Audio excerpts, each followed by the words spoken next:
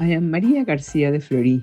The feast of St. John, Apostle and Evangelist, is celebrated on December 27, a few days after Christmas, and remembers that it is God who calls, human beings respond. The vocation of John and his brother James is spoken of very simply in the Gospels, as is that of Peter and his brother Andrew. Jesus called them. They followed him. The absolute nature of his response is indicated by the story that James and John were in a boat with their father Zebedee, mending their nets. Jesus called them, and immediately they left the boat and their father and followed him. This is how John became one of the first apostles and the one who wrote the fourth gospel, written in a very personal way. He's also the author of 3 New Testament letters and the book of Revelations. It is interesting that John speaks of Jesus as if he were already in heaven. We could say that the Gospel of John is the gospel of the glory of Jesus. His writings emphasize love, loyalty, friendship, especially the commandment to love one another.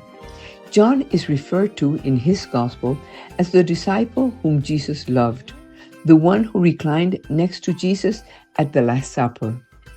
Traditionally, one way to celebrate the feast of St. John is to bless the wine.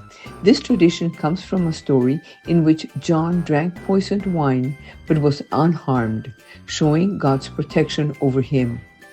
On his feast, priests bless the wine, which is then shared among families and friends as a symbol of faith and unity.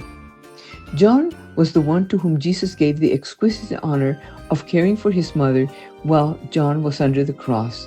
Jesus said, "Woman, behold your son. Son, behold your mother." Together with his brother James and Peter, they had the privilege of being present at the transfiguration, the resurrection of Jairus' daughter, and the agony in Gethsemane. Because of the death of his gospel, John is generally thought of as the eagle of theology, flying into high regions that other writers did not enter. Jesus gave John and his brother James the nickname Sons of Thunder, and on another occasion, Jesus even scolded them. When Mary Magdalene told them that they had taken Jesus from the tomb, John ran with Peter. John arrived first, waited for Peter, and left him enter first. Then John entered, saw, and believed. John believed in the resurrection after seeing the empty tomb. Jesus' empty tomb reveals God's power over death. This changes everything we know about life and death, eliminating the fear of death. Some try to reduce the resurrection to a simple symbol, but that is of no use. Unlike other tombs, Jesus' tomb is not a place of mourning, but of unexpected joy. Christianity is not centered on the tomb of Jesus. Rather, it is defined by the shocking reality of the empty tomb and the promise of new life. The Feast of St. John is an opportunity to reflect on life, on commitment to Jesus, and the importance of remaining faithful throughout life.